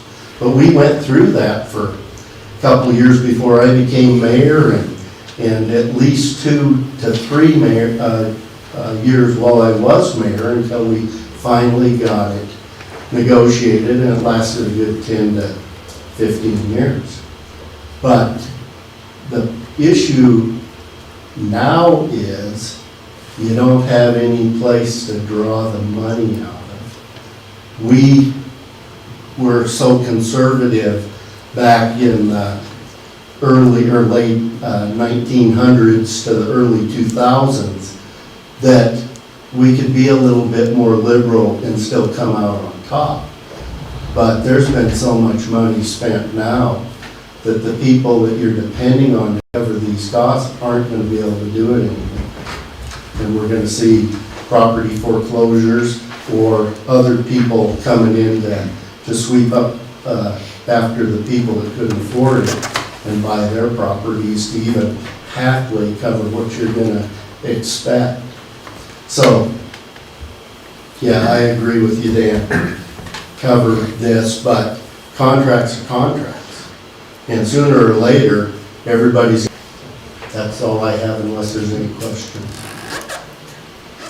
Thank you.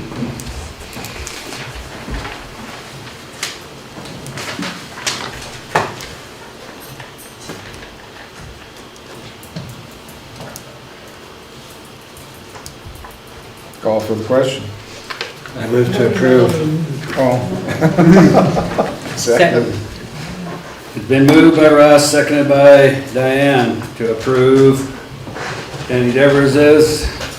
Okay, question, is this just for Danny? And just on this bill, or is it for all employees, for all their bills up to $250? Oh, it's for all of them.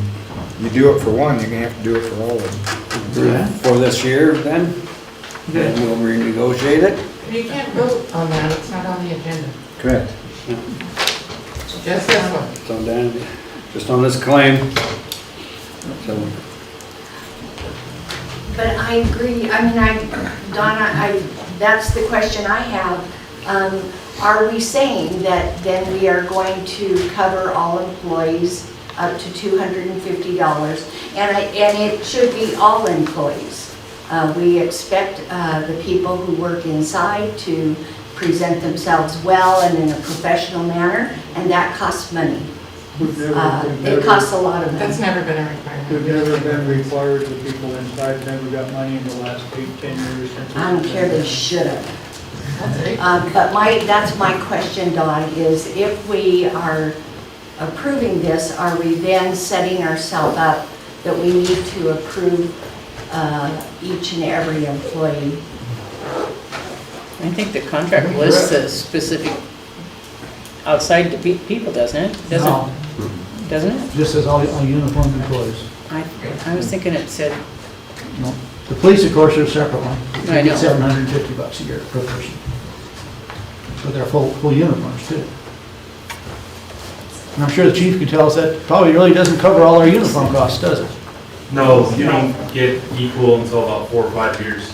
Yeah, 'cause the initial burst is $1,500 or $2,500 for uniform. 1,200 initial and then 750 every year after. I knew it was quite a bit higher bump.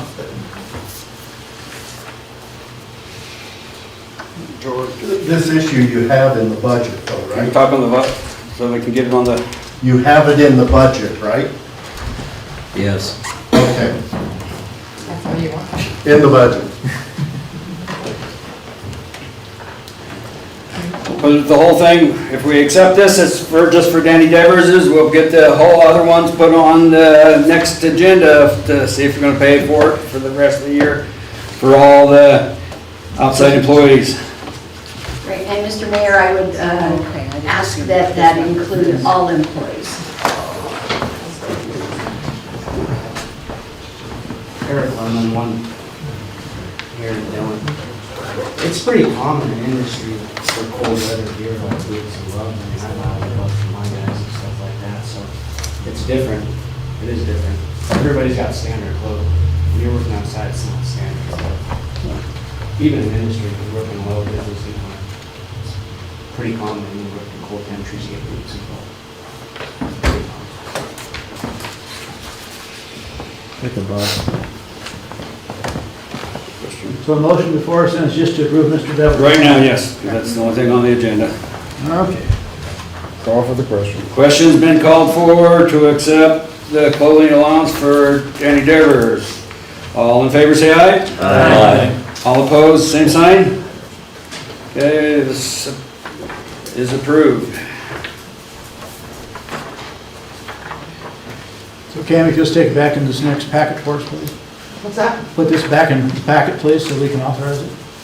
Okay. For the. For Mr. Devers. Yes. The finance committee don't have to authorize it, the council already did. Ah, that's true. Never mind, just say it. Oh, thank God. Any other finance committee meeting or Mr. We do have a meeting on Thursday to approve the claims. This, what, A week from Thursday. Week from Thursday, yeah, sorry. the 29th. I'm a week ahead of myself, yes. 3 o'clock. Right. Okay. 2 o'clock, please. Right? 2 o'clock, please. 2 o'clock? Yes, please. Okay, 2 o'clock. Sorry. I have kids. Okay, moving on, Fire and Order Committee, George Johnston. No meeting, no report. We're still waiting on minutes from the last meeting. Health and Welfare, Diane Armstrong. We did have a meeting, we don't have the minutes yet, but we did have a meeting on the 15th, so those minutes should be in the next, well, not next week's packet, but whenever we have a regular council meeting again. Okay, Cemetery Committee, Joe Brandon. Had a meeting on 9/12, just waiting for the minutes on that still. Parks Committee, Mary Jo O'Rourke. In your packet, you'll find a set of minutes from the last Parks Committee meeting on August 24th. Move to approve? Second. Been moved by Diane, seconded by Russ to approve the minutes.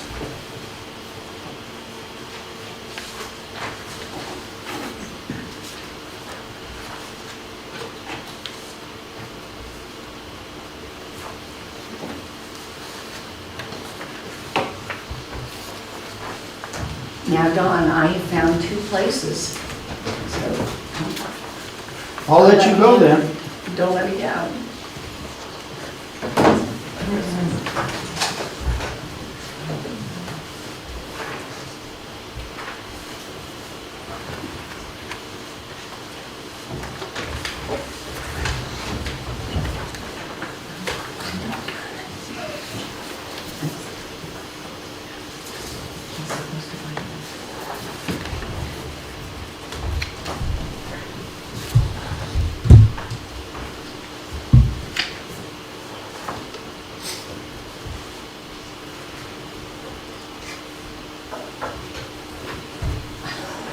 Call for the question. Question's been called for to approve the minutes of the Park Committee meeting. All in favor, say aye. Aye. All opposed, the same sign.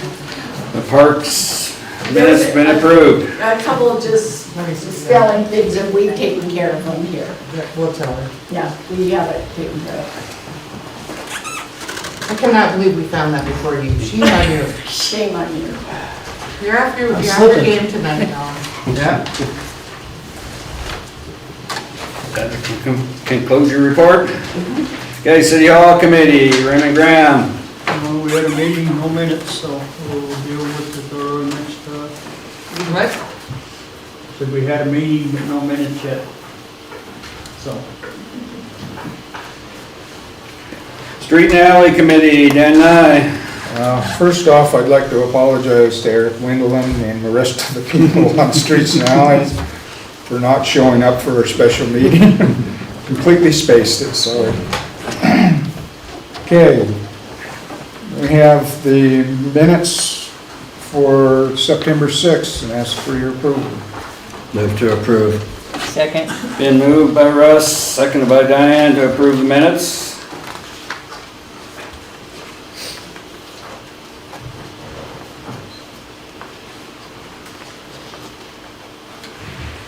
As you can see with Mr. Hagenbarth, we're still waiting for his attorney. And working with Eric on his project as well, so.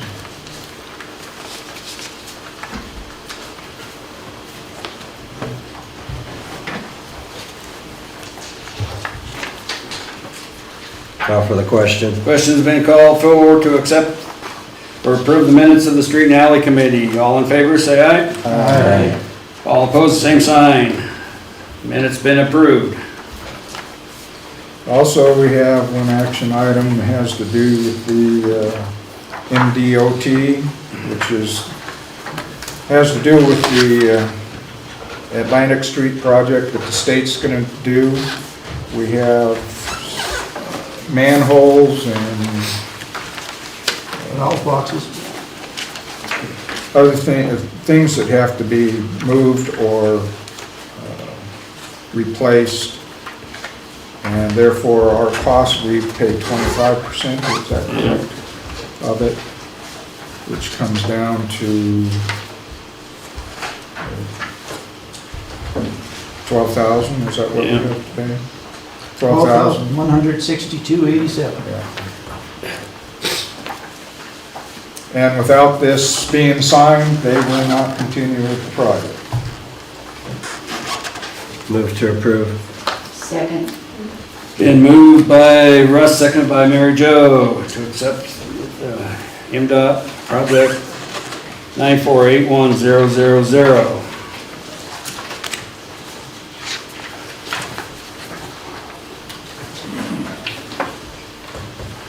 Where does this money come out of? Does it come out of the water and sewer? The water and sewer and street and alleys, both of them.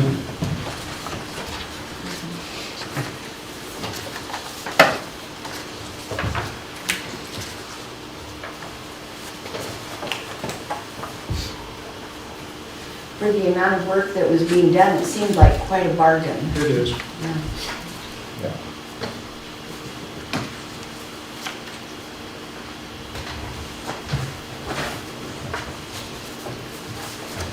Call for the question. Question's been called for to accept the MDOT project 9481000. All in favor, say aye. Aye. All opposed, the same sign. Okay, we'll call them and let them know the council approved it. That concludes my report. Water and Sewer Committee, on hand. No minutes to go over, and we've already kind of discussed the project out front here. So with that, that'll finish me up tonight. Okay, the ARPA Committee, Mr. Swan. Thank you, Mr. Mayor. So before you folks are August 18th, August 24th, September 14th. Minutes for your approval. Move to approve. Second. Minutes been a motion to approve by Dan, seconded by Diane.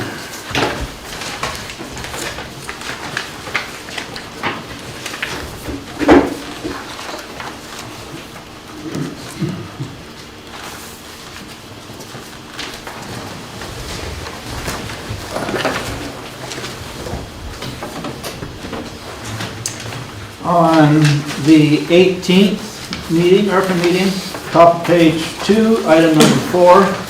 I believe that's supposed to be Ron Carroll and not Bill Carroll. It also mentions Bill Carroll farther back in the report as well. On the last page, third paragraph, yes. He does have a brother named Bill, that's true, but I believe it's wrong. Nope. Brother named Bob. Bull. There is a Bill Carroll. There's Darrell and my brother Darrell.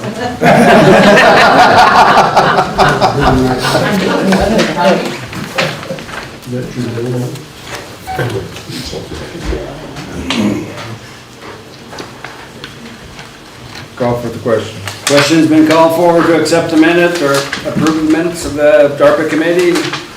All in favor, say aye. Aye. All opposed, the same sign. The minutes been approved.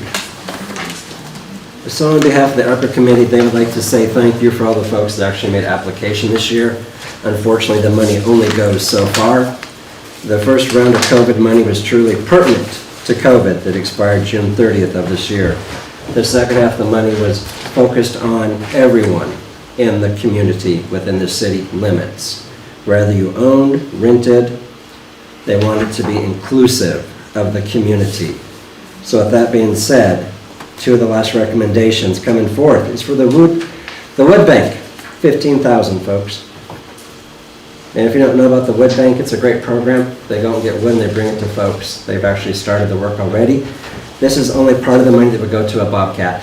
Other entities in town have given generously, Shepherd's Garage and other folks, to help cough up the other half of the money. We're only giving them $15,000. Move to approve. Second. And moved by Dan, seconded by Don to approve the Wood Bank recommendation. Just a quick sidebar, Mr. Mayor, if I may. On your ARPA committee meeting for September 14th, middle number 2, I believe you have an error in ownership. Starts, the word is city, parentheses, and the wood bank. I believe that's supposed to be the food bank. The last one. The 14th. September 14th at 7 p.m. Be under review of proposals. Just above the first underlined, $15,000 to the wood bank towards the purchase of the skid steer. Directly above that, line above. It Yes. says wood bank, I believe that's supposed to be food bank. Because they're the ones that Correct. have the refrigerated unit. Correct. It says food. No, it says wood. On the front page. Thank you. Oh, on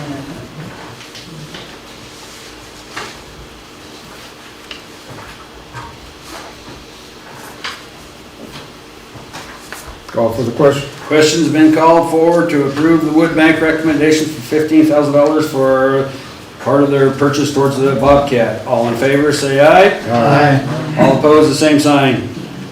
Okay, that one passes. And before I get to the last recommendation, truly facilitating that ad hoc committee, we truly encourage folks to network with one another. All the parks get together and network. All the businesses contact Main Street and the Chamber of Commerce, network together.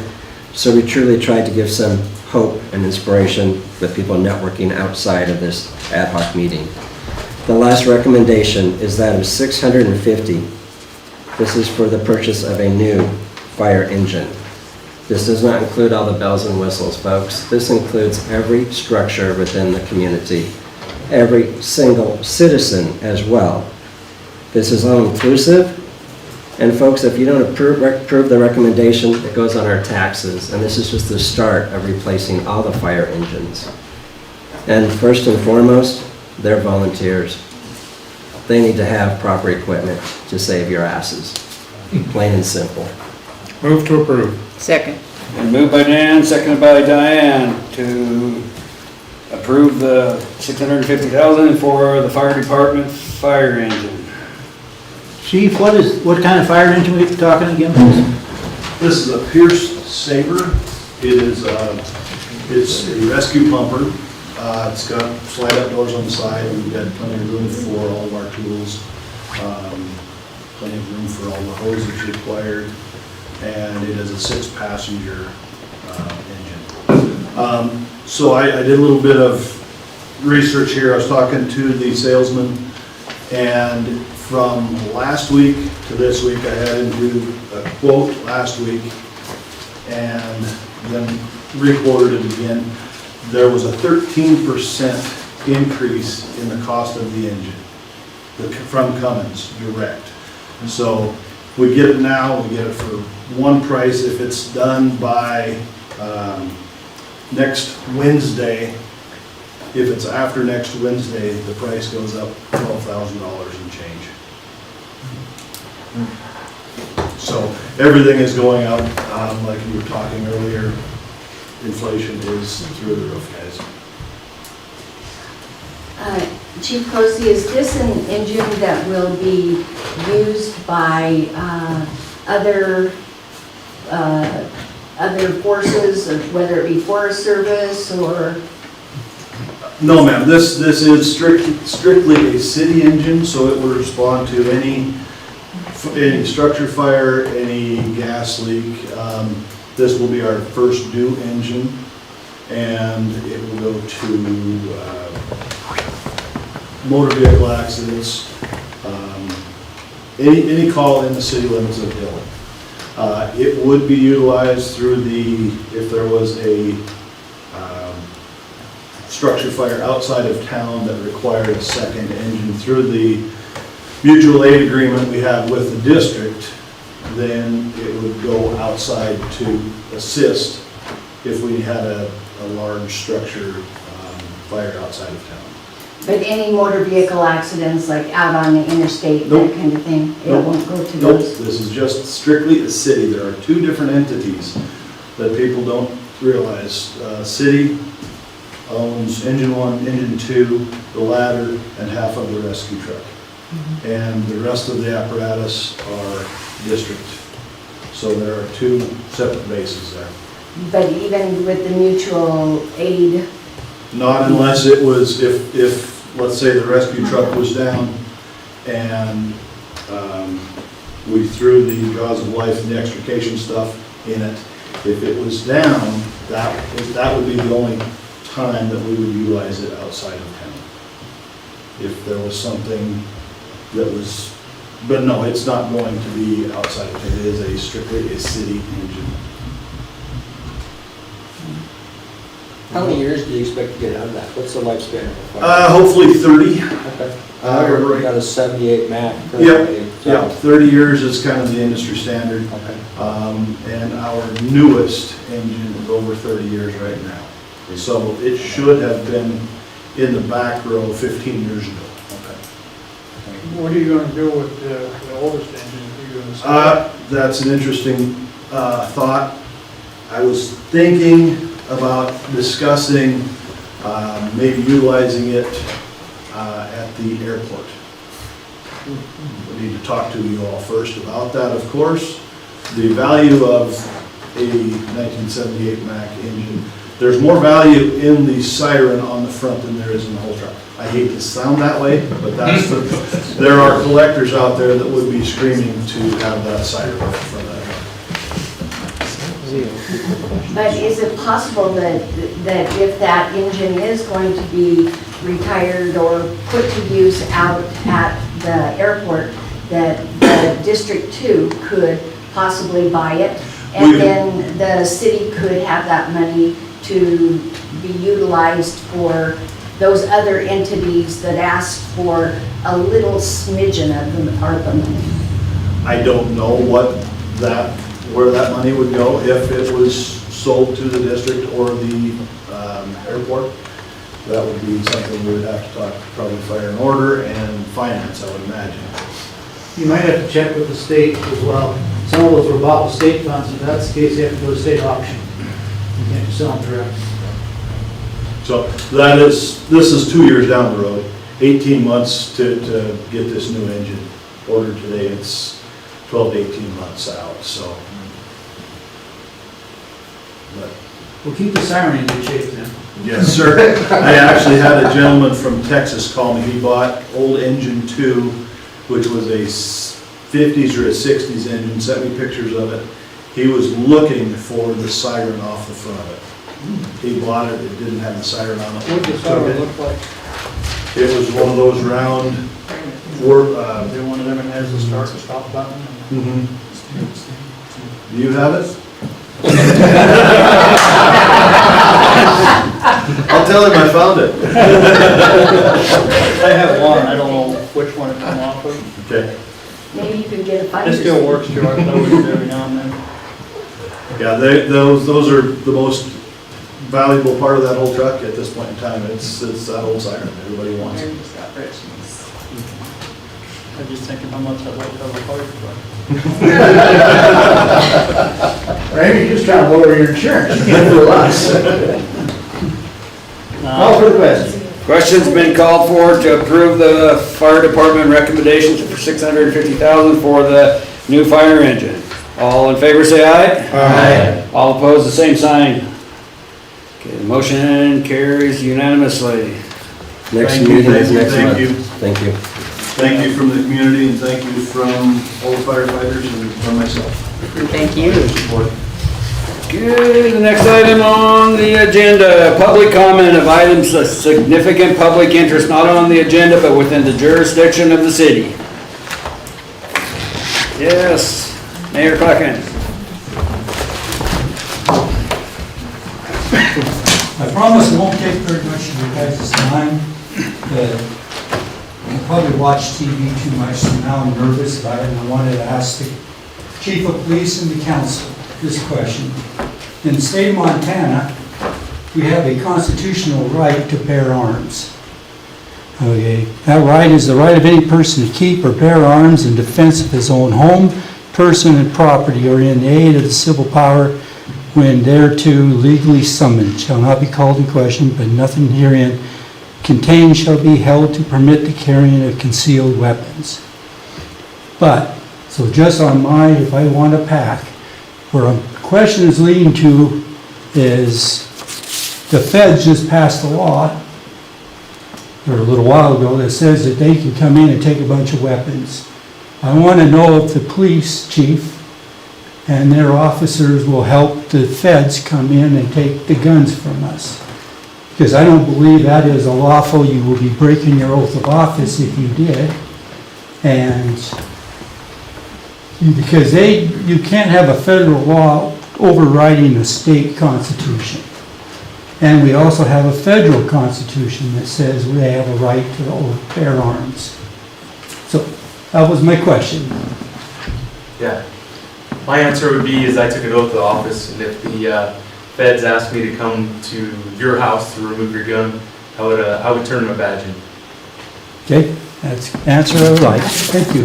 And not my guns. Told you it wouldn't take very long. Thank you.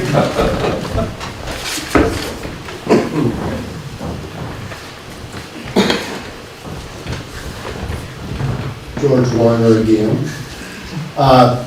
Mike and I have talked about this before, and we both had concerns of some of the things that we're seeing right now. And one of my largest concerns is the IRS. And with the 87,000, they're going to come do audits, and that's fine. There's no problem there.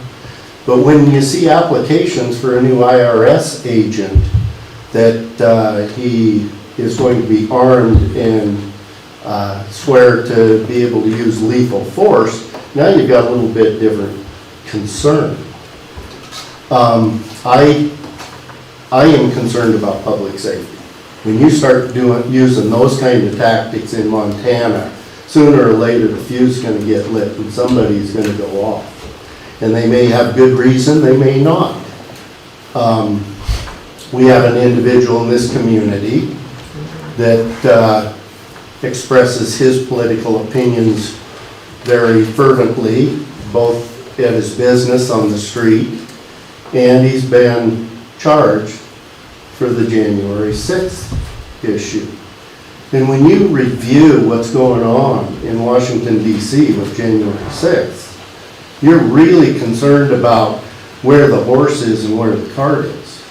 Some of these people haven't even been charged yet they've been in prison for 18 months. This is ridiculous. I know that law enforcement has good, they cooperate together. You've dealt with the FBI numerous times. And most of the time, they come in and they give you a notice that they're going to do something unless they've got a warrant, appropriate warrant, and then they probably still want to coordinate with the locals. But with the IRS, I'm not seeing that kind of, and it's early, we understand that, but we should be ahead of the game as far as public safety. We should recognize what those concerns could be and try to alleviate problems through cooperative working. Notify the feds that they come to town, we want to see them. Those kinds of issues. You can do that by ordinance. If they choose to ignore it, that's kind of on their plate too. If something blows up, we've at least made an attempt. Now, one of the illustrations that I wanted to provide was where in Montana can you not legally carry a firearm right now? Does anybody know? Missoula. Missoula doesn't count. Bars are government entities in every city and state. You can't carry it in the federal building, you can't carry it in a place that serves liquor. Well, maybe and no. Federal building. Feds have to abide by Montana state law too. We've run into that with airports. And this is an example. A federal agency that has authority at airports. If the TSA finds you in an airport with a weapon, who do they call? FBI. Local law enforcement. TSA has no authority to make arrests. They have to FBI do- usually watches over the airports. Well, the FBI has to coordinate with Montana law as well, unless they've got a federal statute. And that's why I brought up TSA. The statute doesn't allow them to do that. So these are the kinds of questions. I'm not asking for specific answers tonight. What I'm saying is we need to look into the laws, because I pushed it as far as district courtrooms. Now, district courtrooms, 2 years ago, if the judge put in his district court rules, he had full authority to do so. We've had a couple incidents of legal precedents that have just occurred over the last year. The colleges, after our legislature met and said concealed was a statute, basically just clarified that you could conceal carry just like you could open carry. And the same basic rules apply. The colleges had a problem with that, and they went to the Montana State Supreme Court, and they prevailed in their argument. I didn't agree with their argument, but they prevailed. 8 weeks ago, the United States Supreme Court basically threw that to the wind. And here's the basis of the reasoning. They said that New York could not restrict unburdensomely. You had to have a reasonable application process. And of course, blue states, red states, everybody sees reasonable a little bit different. But what they specifically said is, yes, you can make people apply, but you have to review it reasonably, and then those people that qualify can carry weapons. That takes the college situation and puts it in limbo right now because they don't have a process. Now, they could make a process whereby if you want to carry a weapon on the college campuses, you apply, but again, to be approved through the United States Supreme Court, it would have to be reasonable. It couldn't be so burdensome that it would be impossible to do so. I think that's one of the things that we're going to be dealing with. And the reason I'm bringing it up today is people say, well, the college can do whatever they want. Well, that's true. That was a dual constitutional argument. The constitutional ability to carry and the constitutional ability for the college to operate their colleges, which is both in our Montana State Constitution. But the college, and this is an argument that I do not believe has ever been litigated, cannot be all three branches of government. If they were, they could ignore the Supreme Court. If they were, they could ignore the legislature. In some ways, they may be able to, but not in all ways. And so I think we're going to be dealing with this more and more, and I just don't want to see this community on their back foot, not reviewing these circumstances, and then we're dealing with a story in the newspaper where there was a conflict. Doesn't need to be that way. We can talk about it as adults, we can try to figure out where reasonable ordinances could be applied, and inform the entire community where we're at, and get their public input as well. So thank you. That's all I have. Sure.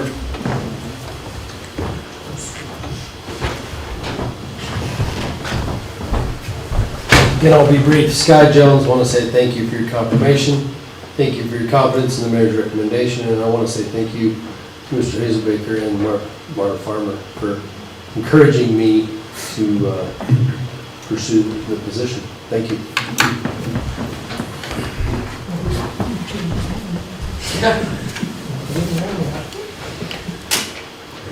Move to adjourn. Second? Been moved by Dan, seconded by Diane to adjourn. All in favor, say aye. Aye. All opposed, same sign. We are